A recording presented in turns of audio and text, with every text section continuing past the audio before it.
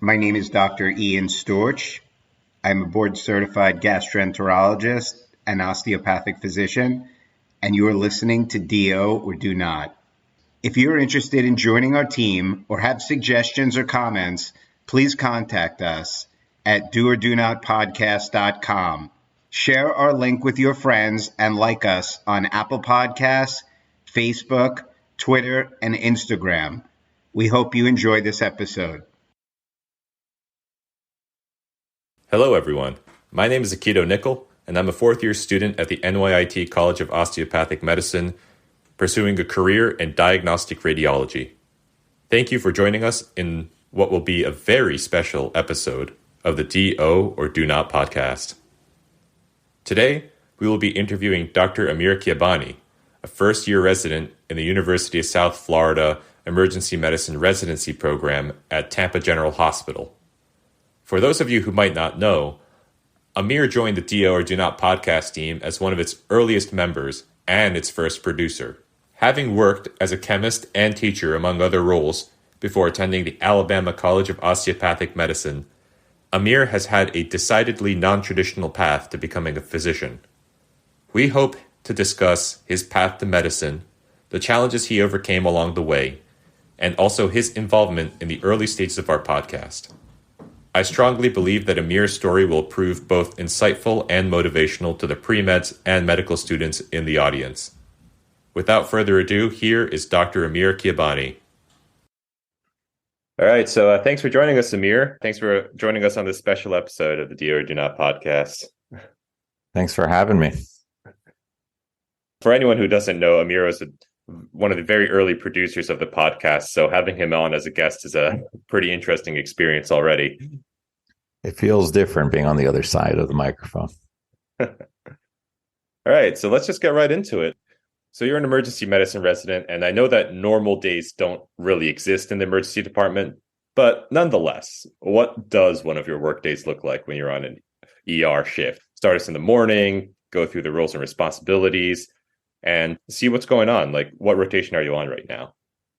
So right now I'm actually on my EM month, and it's a crazy start to the day. You know, it's very busy. We always have filled waiting rooms, and the way I start is I get sign out from the previous resident. And since I'm a intern, I always start with a third year next to me, basically working the same shift, just so that if I have any questions, I have him as well as the attending on that shift. And we work in a pod style type emergency department. So that means that, you know, we have 5 different pods, about 10 to 20 rooms per pod, and it's staffed by one attending with either one senior or a senior with a first year. And that senior could be a third year or second year.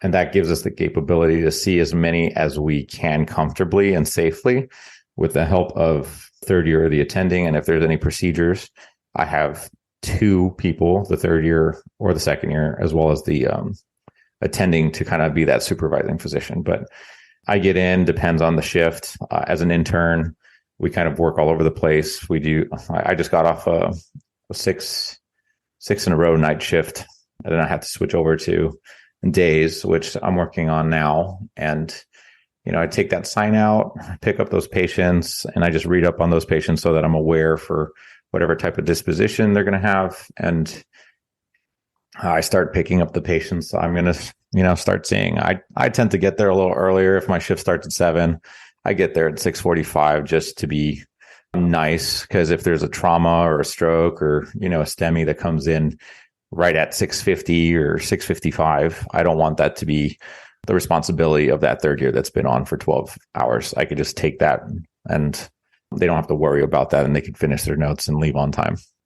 For those of you listening, that's called being a team player, which is a major part of emergency medicine, as I'm sure Amir would confirm for us. It is. They definitely like when I do that, and I'm not gonna lie, I do get some free energy drinks out of it. But okay, so there's a little bit of quid pro quo there, but anyway, we're not gonna touch on more than necessary. So going back to something I mentioned earlier, you were the producer of the Do or Do Not podcast in his second year. But can you tell us how you got involved in the project, what it meant to you, and what you got out of running the podcast and the team? Yeah. So in its second year, I think this was just prior to COVID. And I just remember being on the Student Osteopathic Medical Association board. And I received an email prior to one of the, national conferences I was going to go to from a random email that I've never seen associated with an NYIT com. And it was Dr. Storch. And he just messaged me saying, I think you'd be great for this project I have, try to call me. And he just threw his number in there and that's it. And I was like, I think I didn't message him back for about 2 to 3 days. I was just like pondering, like, what is this? Is a spam or something? But I ended up calling him just because I felt that there was something there and I liked projects and I needed a project and talked. And he said, with my background in leadership, he thought he could take the podcast and elevate it to something that it wasn't just yet.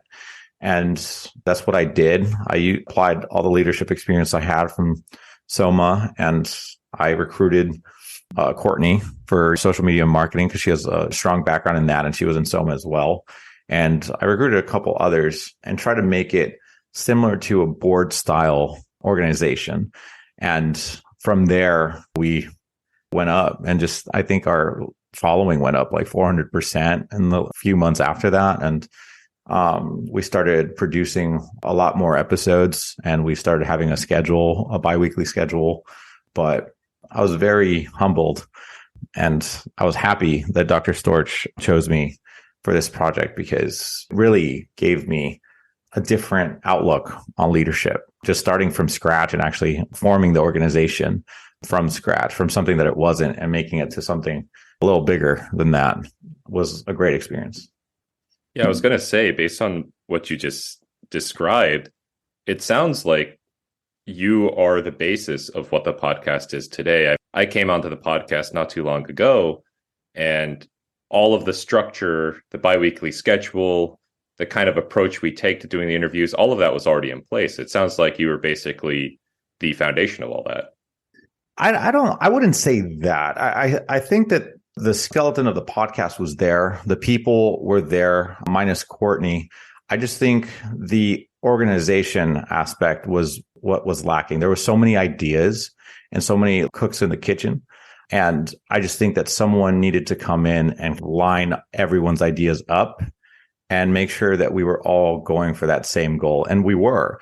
It's just when you have a lot of people just kind of throwing out ideas and putting it on a piece of paper, good ideas get lost and organization gets lost. So the podcast was there. I just made sure that those ideas stood out, the right ideas, and made sure that everyone played to their strengths, which they did. And we made sure that we had the best interviewers interview. We made sure that the best editors were editing. But I think that prior to me coming into the podcast, everyone was doing a little bit of everything. And that's where things get lost. And I'm glad that everyone likes the structure now. And the structure is definitely helping the podcast move forward. Yeah, I could definitely confirm that for you. It's the organizational structure has been really, really helpful.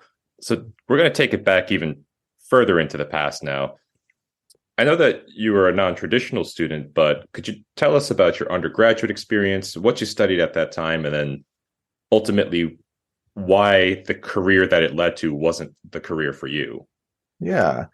So I went to the University of Florida in Gainesville, and I actually started with the thought process of going to be, a doctor, going to be a physician and going to medical school. So I actually started as a biochem major or biology major. Then I switched to biochem. But during college, I actually had to work 3 to 4 jobs to kind of like support myself. I did have some scholarship, but I wasn't one to try to take a bunch of loans out and try to pay them. So I supported myself, worked 3 jobs. I was like a barista, worked at a tutoring company. And then I worked at a shoe store as well and a Mexican restaurant all at the same time. And I think that came to a little bit of a detriment to me. My grades weren't straight A's. I had like a couple C's just because I was waking up too early and whatnot. And when it was time to go to my advisor my first year, I still won't forget this. My advisor at the time kind of laughed and just said, like, you won't get into med school like this. You need to change your major now. And it was a shock to me. Like, I didn't know what to say. I was just speechless at the time. And I walked out and I was emotional, but I regret it, but I don't. I changed my major at that point, and I went into chemistry. And I went through the track to basically become a research chemist. I really loved organic chemistry. I took the enhanced organic chemistry and published a paper. And after graduation, I went into research and development for a company that worked with adhesives out in Savannah, Georgia. And at that point, I just found myself unhappy. You'd think you'd be happy making the amount of money a chemist makes, but I was literally in a small cubicle working on this. You're just analyzing, graphs, you're making compounds, but I wasn't interacting with people. And I'm very personable. Like, if you've met me, you would know. And just after that, I just kind of said to myself, this isn't for me, and I need to find something else. And medicine was still not on the brain at that point. I kind of just tried to find something to do. And I found a program, a post-bac program that was kind of research-based, but it was more on the medical side. I did a molecular medicine master's, and I did that with the intention of getting more biology under my belt. I was purely chemist. I was thinking, maybe I can do pharmaceutical type things or something along those lines. But it was at that point that I met here, actually at University of South Florida. I met medical students. I worked with some medical students in the labs, and some of the professors that were teaching the graduate level courses I was in were teaching the medical students their lectures as well. So I was exposed to that. And that's when I realized that was for me, combining science with interactions with people. And that's when I realized, okay, I'm in the right place. I started taking on more biology just because my undergraduate degree was very chemistry based. So I took more microbiome, parasitology, stuff like that, so that I would excel at those. And upon graduating, that was my goal after I graduated that program. But it took me some time to get into med school. And again, it humbled me. I didn't get in until my second or third try. And during that time, I, was a teacher. I was a physical science teacher here in Tampa. And I started scribing. And that's when I found emergency medicine, was when I was a medical scribe. And it went off from there. I got into ACOM. All right. So it's been a bit of a long and winding road for you, huh? It was. I liked it because, I look back and I'm like, yeah, you know what? If I didn't listen to that advisor, I could have been a doctor already and attending. But honestly, every step, every obstacle that came into play, like, I think it made me the person I am, and I'm happy with who I am today. I've accomplished a lot that I didn't think I would have, and I don't think I would have accomplished it if I would have went straight into med school at an early age. Yeah, no, that's awesome. And this is probably a topic for another episode in the future, but I actually was also told by an advisor during undergrad that I wouldn't get into medical school. And, well, we all know how that song and dance goes, right? Yeah, seriously. And you're already here matching. Look at you. Anyway, going back to you, how did you find out about osteopathic schools then when you were applying to medical schools? So my first time applying, I applied all allopathic because I thought that was the only way. But during that time, it was after I finished my first year of teaching, I needed to get more experience under my belt in the actual clinical field. So I looked for scribing jobs, and I scribed for an emergency department out in Orlando. And I did that for 3 years. And that's where I first encountered the osteopathic physicians. The osteopathic physicians I worked with, they were just amazing. I worked with both MDs and DOs, and you could tell the subtle differences in the way they practiced. Not to say that the allopaths were practicing bad. They were just practicing different. And I just felt more connected with the osteopathic physicians I worked with. I still talk to them till this day. I still talk to the MDs as well, but I don't know, the osteopath just always applied their osteopathic principles during every exam. They talked to the patients. They sat down next to them, even if it was a busy day during the physical exam and during, just acquiring that H&P, they would be sitting down on the patient's bed even, and just always having a hand on the patient, making them as comfortable as possible. And that was when I first was exposed to the osteopathic manipulations as well. There was a doctor that didn't even use it on a patient. I still remember there was a day where one of the chaplains on staff had a massive headache, was about to get home or go home.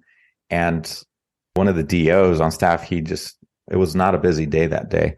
And he just told her, like, take a seat. He stood up and he just started doing like a suboccipital release. And I was just like, wait, what? And literally after like 20, 30 minutes, that lady, the chaplain, she just was relieved of all pain and finished her shift. And that's when I was just like, wait, what? So my second and third year, that's when I decided I don't really want to apply to allopathic schools. I applied to purely osteopathic schools. That's awesome. So you actually got to see OMM in action, and that's kind of one of the things that led towards the osteopathic route. I did. It was interesting. It was just something that I've never seen before, and I loved it. And so eventually you ended up at Alabama Com. But how's your experience there? And also, how did you get involved with the Student Osteopathic Medical Association, as you mentioned earlier? Yeah, so Alabama Com, they were one of 2 or 3 that interviewed me. And I actually didn't get into Alabama Com the first time I applied there. They waitlisted me and I didn't get in. And it took me the second year that I applied with them to be admitted. I was admitted there as well as another school. And I ultimately chose Alabama Com because it was just so family oriented. Like, they just made me feel welcome every time. Like, both times I went to interview, it was just a great atmosphere. And I knew I wanted that. If I'm going to be somewhere for 3 to 4 years, I want to be somewhere that I'm going to feel comfortable. I'm going to feel supported. And from day one, first step on campus, like, everyone, even the custodial staff was just amazing. So I chose them ultimately. And I still remember the first or second day of med school. I was walking through the halls and there were booths. And the first booth was SOMA, the Student Osteopathic Medical Association. And there was a guy, Carlos, still remember, his second year. So he's a year ahead of me. And he was the chapter president for Alabama Com. And he was just so nice. He just said, like, you need to join SOMA. Like, you want to advocate, you want to advocate for medicine. You want to be involved, join another family in the osteopathic community. This is the best thing for you. So I was like, sure, let me join. And I signed up and it just changed my life. Like, Carlos just embodied everything that I wanted to be in a physician. And if he was the president, I was just like, I need to be the president. And so I told him that day, I was like, I want your job. I want to be you in a year. And he just laughed. But, ultimately in a year, I was the SOMA chapter president for our school. And from there, I said, this isn't enough. I need to I have to go into the national board and like kind of, advocate for my school and for medicine in general and for patients. And from there, I became the Region 2 trustee on the board of trustees for the national board for SOMA. And then from there, I became the national treasurer in my 3rd to 4th year. That's an awesome story.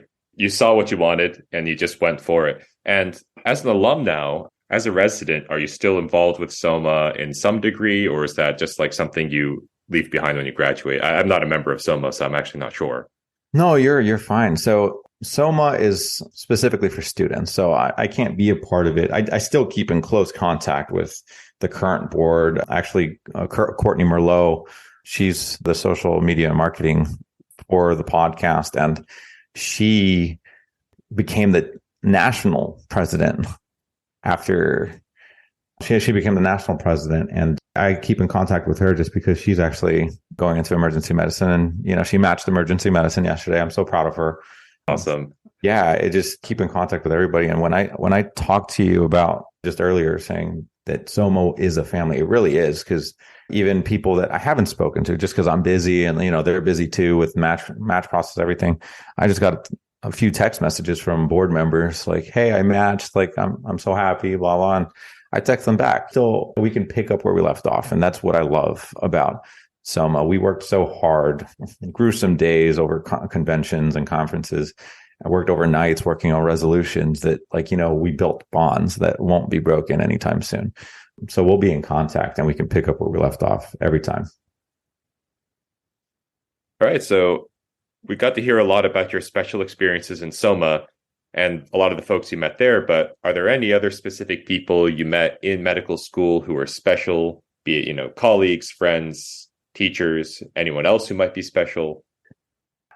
So yeah, I've met a few people on my way through med school that, have really impacted the way I want to practice, and a lot of my success is owed to them just because, they pushed me to do things that I didn't think I could. So firstly, like Dr. Storch himself, he just reaching out to me, I think he saw something in me in Soma meetings or a Soma conference and just things that they post about me that, he reached out and just thought that I would be a good addition to the podcast team. He really has advocated for me and gave me the position because he thought I could do something with it. I didn't really think I could change a podcast organization. I didn't think I could really do much with a podcast. I didn't have at that time any sort of experience with podcasting, and just to be thrown into it and for him to have total confidence in me just was surprising. It was awesome. It was a breath of fresh air just because you don't really have someone just do that for you usually. And for him to do that, I think he saw something that I didn't see in myself.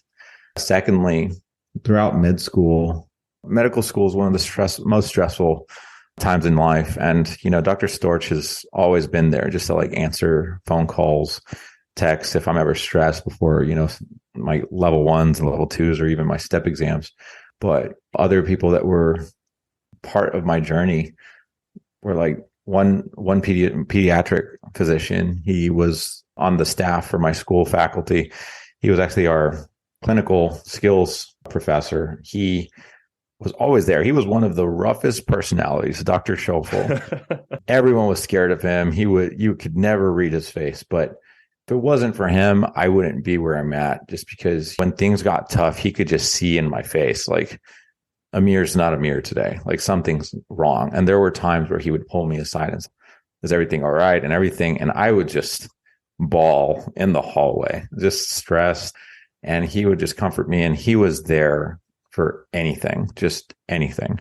He was really a teacher or a professor that was there for the students, even though a lot of people didn't think so. He had his ways to really show how he cared for us. And he really did that for me, at the very least. Friends and colleagues. I actually met my wife in medical school first year.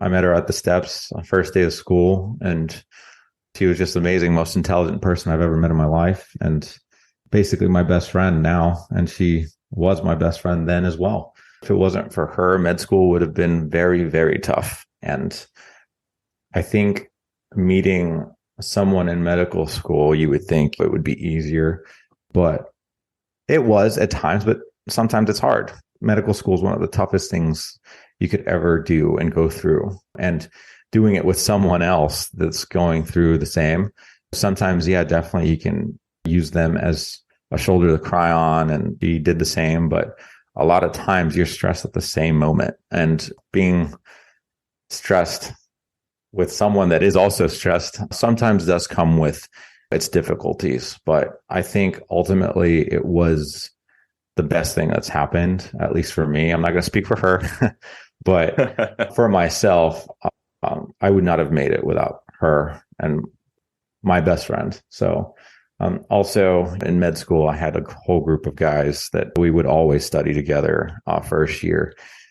We would always take over one of the upstairs conference rooms and just be there for hours, especially weekends before exams. We would quiz each other, share notes and stuff. And order pizza late nights, and just that kind of camaraderie. Without it, I would not have made it through med school. There were times where some of the hardest tests, I remember neuro was one of the hardest things for me, and just they would all basically gang up on me and just try to drill these concepts in my head until I got it. My wife did that too. We had a whiteboard at home, and she would start drawing out the Krebs cycle or something. And I'm just like, oh gosh. And like, she would have me repeat it until I just could recite it in my sleep. So I definitely think all these relationships as a whole definitely helped me through med school. And without them, I don't think I would have made it. I think it's as one of my attendings once told me, you don't just make friends in medical school, you end up making war buddies. You really do. And, you know, my wife is definitely my war buddy. You mentioned earlier you had the experience in the ER as a scribe. What other aspects of emergency medicine kind of drew you to that field? And ultimately, how did it turn out that both you and your wife were going into emergency medicine? So I found emergency medicine, you're right, through scribing. I came in knowing I wanted to do emergency medicine, but throughout medical school, I did have a couple of moments where I was like, you know what, radiologist looks awesome. But my wife was like, Amir, you talk too much. You're not going to make it in a dark room for, you know, throughout your residency. You're going to come down to the ER and bother me. Secondly, it was my third year rotation. I was in my clinical rotations in my third year, and OB-GYN just like seemed to like catch my eye. The doctor, the attending that I worked with, Dr. Dix, he was awesome. He was just like a carbon copy of me. He would go work out, wake up at 4 a.m, go work out, have some time for himself in the morning to read up on the news or stock or whatnot, articles, and go into work by 7:30, 8 o'clock, see clinic patients. And during the day with me, we would run upstairs, deliver babies, come down, see clinic patients, go up, deliver another baby, come down, C-section, everything. We were all over the place. And I think OB-GYN really did entice me, but I think it was the emergent aspect and running around that really like caught my eye, because I'm one of the type of people that don't like sitting. I don't like waiting. I don't like not having something to do.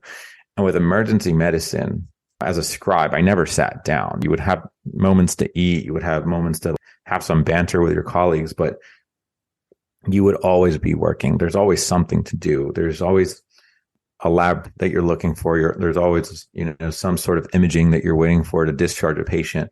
You're always looking out for something. And I guess I'm like a little ADD. So being in the emergency room, it kind of calms me, honestly. Like the chaos calms me. I always have something to do. I'm always doing it with a smile on my face too. And it's just calming because I'm not having to think about anything else but my patients. And of course, I'm listening to music on shift. I'm, trying to, and I make myself eat during shift so that I don't burn myself out or anything. But I think emergency medicine just fit my personality so perfectly that ultimately there was not any other specialty that would fit for me. And then ultimately, you and your wife then decided to do a couples match, right?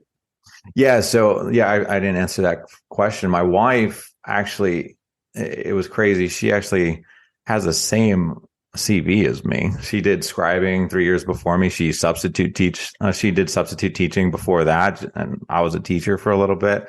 Okay, that's a wild coincidence. It was wild, and she actually went to USF for undergrad, and she did a master's in Mississippi. And when we did the master's at the same time, she was just in Mississippi. So when I was coming into USF, Tampa, she actually was just leaving to go to Mississippi for her master's. And she came back to Tampa when I was leaving Tampa. We were chasing each other, and we met in ACOM in Alabama. And it was just so crazy that our families live 45 minutes apart over here. She was born and raised in Tampa. My family lives in like Kissimmee, Orlando area. And when we first met, I think it was in the middle of trying to form simulation teams, because there was like a competition at our school, and she came up to me and she was like, "Oh, hey, heard you want to do ER. I do too. And I was a scribe. I was like, oh, I was a scribe too. It was just kind of like looking in a mirror, honestly. So it wasn't a matter of talking to each other when we were talking about matching, like what specialty do you want to do? Like we both had it set in our minds before we even met each other that we wanted to do emergency medicine, and we both wanted to go to Tampa General, and that was both our number one. So the match process was pretty simple for us. It was just more so getting the second, third, fourth, fifth spots, try to agree with those in case that we didn't get our top choice. But ultimately, we both landed in our dream program. Wow. I mean, to me, that just sounds like one of those things. And I generally hate this phrase, but in this case, it truly sounds like it was meant to be. It really does. And it scared me at first because I was like, this can't be like this perfect, right? But ultimately it was like we both had the same goals when it came to emergency medicine. But, it's awesome that now in residency, we're both seeing how different we are. She likes the education type ultrasound research. She loves research, and I'm the complete opposite. I don't like that kind of stuff.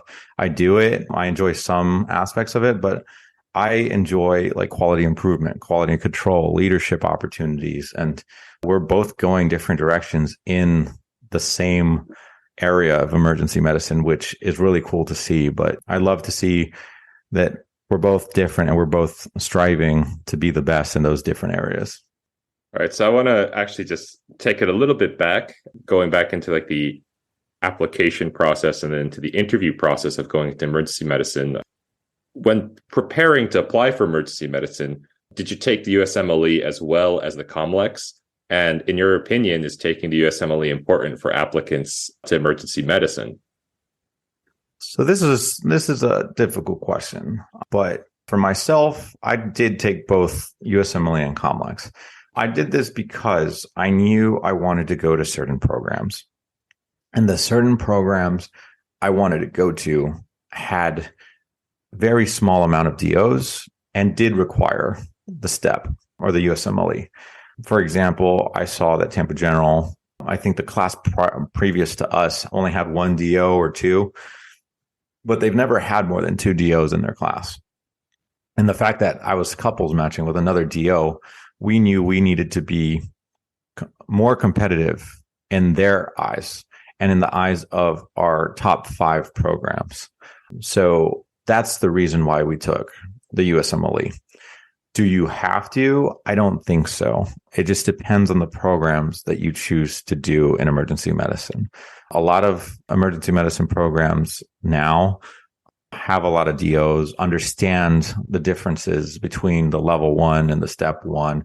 And now that it's pass fail, I can't really speak for all that because that changes the game. When I took step 1 and level 1, they were both numeric scores.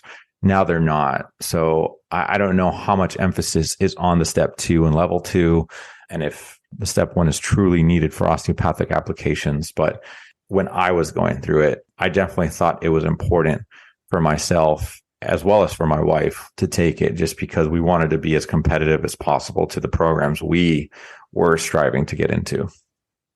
And then kind of branching off of that, how was the interview process for you? Do you think being DOs, the two of you were limited in any sort of way? And then also, what were the factors that really made you want to go to Tampa General? Yeah, so I don't think that we were limited in the interview process just because we were DOs. I think a majority of the programs that we received interviews from were allopath dense. They had a lot more allopathic residents than osteopathic. But I do think that we did put some emphasis on our scores, and just we made sure that our applications were strong and connected. Every activity that we did, everything that we course, or every volunteer activity, any sort of leadership opportunity that I took, I made sure I didn't just take it just to take it. That's one thing that a lot of students nowadays tend to do, is they just do things to put it on their resume, and they don't do it because they're passionate for that certain thing. And I think that in the interview process, they do ask you questions specifically towards all the activities that you've done, publications that you've done, and they ask you very specific questions to tease that out of you to see if you're truly passionate for it. Is this something you're going to continue later on in life? And I made sure that my application was catered to what I was passionate for. I'm very passionate for, underserved populations. I'm very passionate about leadership and advocacy for certain populations. And I made sure that the resolutions I took part of for the House of Delegates during my SOMA times were catered to the underserved populations, but also the leadership opportunities, things that I wanted to do. Why did I do the board of trustees? Because I do want to join the advocacy later on in life in emergency medicine. Why did I do a lot of volunteering activities with underserved populations? Why did I go to Ecuador for a trip and shadow doctors out there and help and volunteer out there in the medical field? It's because that's what my wife and I want to do later in life when we graduate residencies. We want to dedicate time every year to travel to these underserved countries and help with healthcare, because what we've seen is devastating. And I come from a Mexican background. I know the name doesn't really show it, but I'm half Mexican, half Persian, but I was raised as a Mexican American in Los Angeles. And the way that my family accessed medicine was not the correct way. And I think it was just because of a lack of education. I'm first generation, and primary care wasn't ever a thing that we did. It was more so, we have a problem, we drove down to Tijuana for medical care, because it was cheaper and it was faster. Or if it was truly something more urgent, we would go to the emergency room. And that's something now that in being in emergency medicine, I know is not correct. And it's because of the education and the lack of resources. And if we can provide those resources as physicians after we graduate residency, that's what we're going to do. So back to your question about the application process and interview process. These were questions that I was asked, and that's exactly how I answered those questions, just like I answered it. I want to do everything that I did in med school and take it one or two steps forward every time and every step of the way into, my attendingship. I mean, that's incredible. It really sounds like you were drawing on your passions, your strong interests, which were partly based on your own life experiences, and then translating that into the activities that you were doing as a medical student and even as a resident today, and potentially as an attending going forward. Exactly. And one of the biggest things that I will never stop doing is mentorship. And that's another reason why I did this podcast, because I thought, especially in time of COVID, mentorship is important. That's how I got to where I am. If it wasn't for a middle school teacher of mine that pushed me to get into the IB program in high school, if it wasn't because of Dr. Schoeffel and a lot of the other staff at ACOM, I would not be where I'm at today. So, the podcast helped me reach so many more ears, especially in the time of COVID. And every listener was a mentee to me. And that's what I took from this podcast, is to make sure that every student out there knew a story, every story of an osteopathic physician and the difficulties that they went through, so that someone out there, even if it was one person, that one person was listening and was then motivated because of someone's story to do something to push them out of their comfort zone to achieve what they can. That's a beautiful thing. When it comes to mentorship and also this, what other advice you would give to help medical students set themselves up for success, what would you have to say for other current osteopathic students pursuing a career in emergency medicine now that you've made it yourself? I would say just be yourself. Honestly, a lot of people lose sight of themselves when they see an application in front of them. They start trying to be someone that they're not, someone that they think these program directors want to see. And truly, if you receive an interview, it's because they like you already. They just want to make sure you're a person. That's literally what we're looking for. After interviews, a lot of the things that we look for is how well you got along with the residents during an audition rotation, not how well you did. We don't care if you know how to treat a STEMI. We don't care if you know how to work up a stroke. We care that you treat every person on staff with with respect. And if you can do that while, being the person that I want to talk to in the middle of the night, while in the middle of a long, crazy shift that's 2 a.m, that's the person that we're going to pick. So we don't really care much else after that. If you already have that interview, you're in. You just need to kind of be your own person and make sure that the program are your people, because it's not about the program picking you. You also have to pick the program.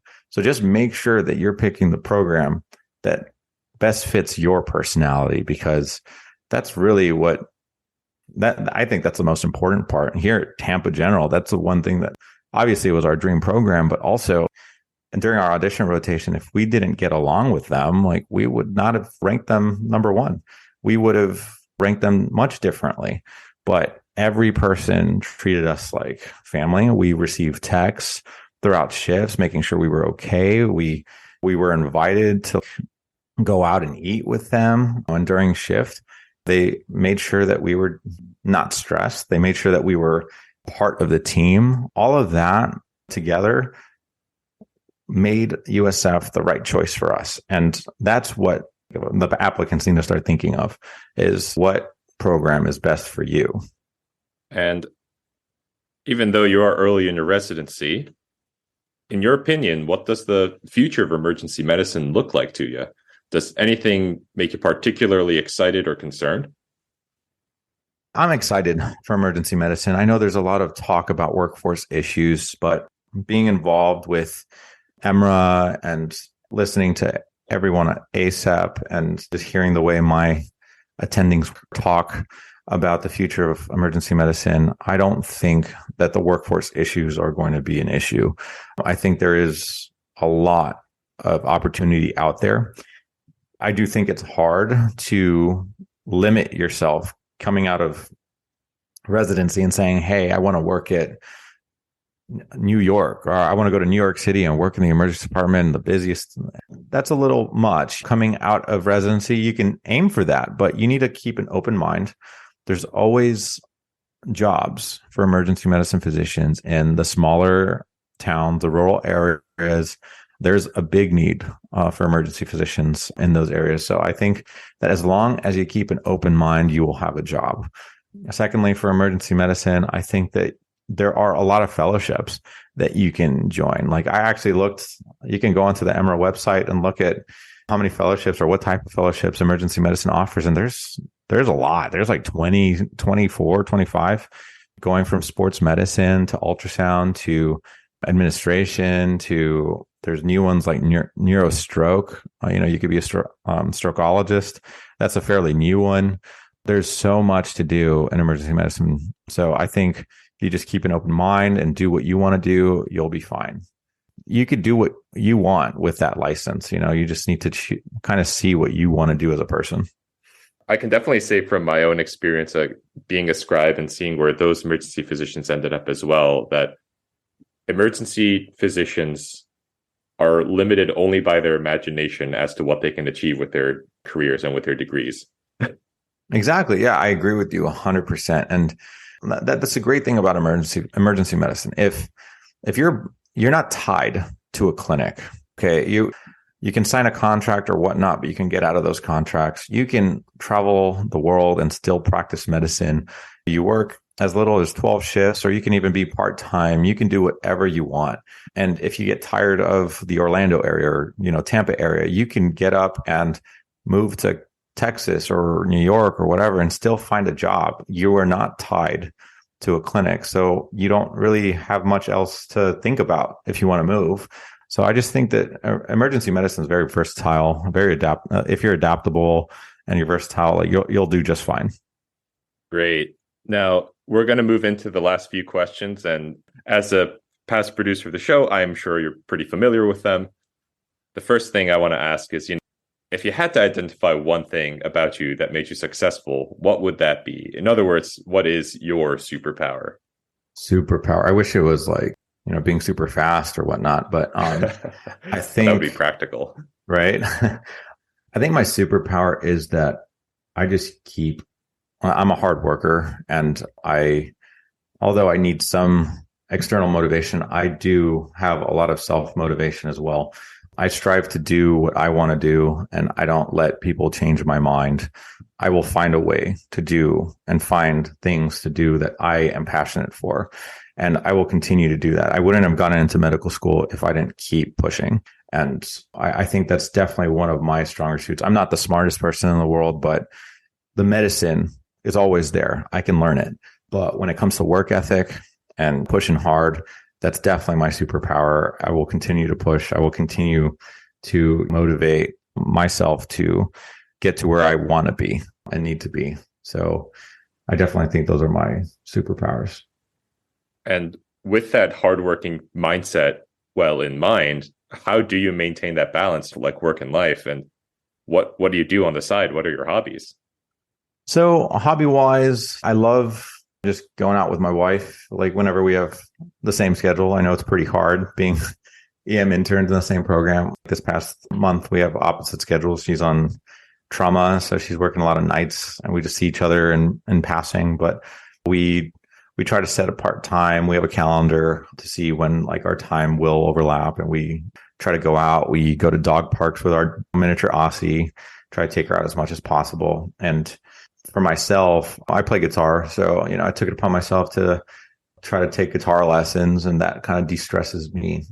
And a big part of my life is fitness and going to the gym. And that's one thing I will never let go of, just because you always have to keep yourself healthy to have your patients be healthy. You can't preach something that you don't do yourself, right? And that's a big thing that I keep in my mind. So when I go into my calendar, and I do time blocking in my calendar, so I divide things into negotiables and non-negotiables. And my non-negotiable things to do daily are 1, study. 2, if I have to go to work, obviously that's a non-negotiable. But 3, the gym is a non-negotiable for me. I have to go to the gym, but it takes care of my mental health. That's the way I de-stress. And that's definitely something I'm just going to keep on doing. All right. You know what the last question is? Let's see. Well, so what was the best piece of advice that you have received throughout your education that you always think of and would pass on to the pre-med and medical student listeners here? It has to be advice that someone else gave you, but something that you always kind of reflect on. There's one doctor I used to scribe for, and he would always he would work night shift, and he would always get text from me saying like, I can't do this before an exam, or I'm scared that I'm not going to pass or whatnot. And he would literally just call me and say, if I was there, I would slap you in the face. You can do this. Like, you were born for this. If it's something that you have always wanted to do, if you've always wanted to be a doctor or a physician, just do it. You're going to get through it. And med school is just one of the toughest things that you're going to get through. And he just always reminded me that like, he just always told me like, if I could do it, you can do it. I'm like, dude, really? But honestly, it's true. If I can do it as Amir Khiabani, you can do it. If it's in your mind, if it's a passion of yours to help people and be in the medical field, you will do it. Just like Dr. Cortez told me. And I always keep that in mind. And occasionally he still texts me and makes sure I'm all right and make sure that I'm getting through it, because residency is hard and I still need some motivation from some externally, right? Right. Amir, thank you so much for taking the time out of your day. And, I know you're transitioning out of the night schedule, so I really appreciate it. This is probably one of the best episodes I got to take part of. Oh, man, you're too nice. But thank you. Thank you for having me. And I'm glad to see the podcast is still thriving. Yeah, absolutely. And thanks in no small part to you. Thanks, man. No, thank you, man. This concludes our episode of Do or Do Not. Send all inquiries, comments, suggestions, and even let us know if there's someone you want us to interview to doordonotpodcast@gmail.com. Don't forget to like us on Facebook at Do or Do Not Podcast for updates. If you enjoyed our podcast, please share it with your classmates and administration. We have plenty of more interviews lined up, and we're excited to share them with you. This is Tian Yu Shea. Thank you guys so much for listening to Do or Do Not.